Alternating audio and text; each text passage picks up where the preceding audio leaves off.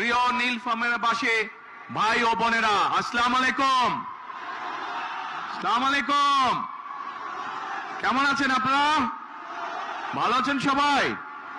আচ্ছা, তো আজকে এই যে এত বড় জনসভায়, এই যে নির্বাচনী জনসভা, এই নির্বাচনী জনসভা কেন, কবে নির্বাচন?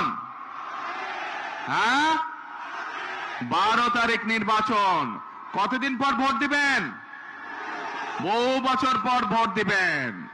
এই যে আমাদের এই মঞ্চ, এই মঞ্চের বাম পাশে একটা ছোট্ট মঞ্চ আছে, ওই মঞ্চে কতগুলো মানুষ বসে আছে।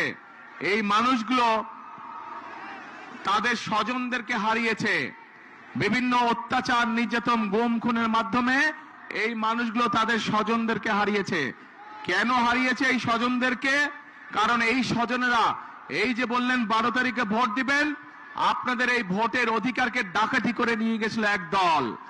তাদের কাছ থেকে উদ্ধার করার জন্য বিএনপি সহ বহু দলের নেতাকর্মী, বহু সাধারণ মানুষ এই স্বৈরাচারের সময় জীবন দিয়েছে, অত্যাচার নির্যাতনের শিকার হয়েছে, কেস কাচারির শিকার হয়েছে।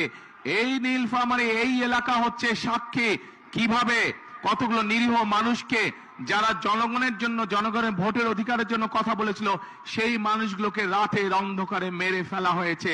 এই এলাকার মানুষ সাক্ষী তার। প্রিয় ভাই বোনেরা, 12 তারিখ নির্বাচন। এই নির্বাচনে ইনশাআল্লাহ বাংলাদেশের মানুষ তারা আবার ভোট দিবে, ভোট দিয়ে তাদের প্রতিনিধিকে নির্বাচিত করবে। কিন্তু শুধু ভোট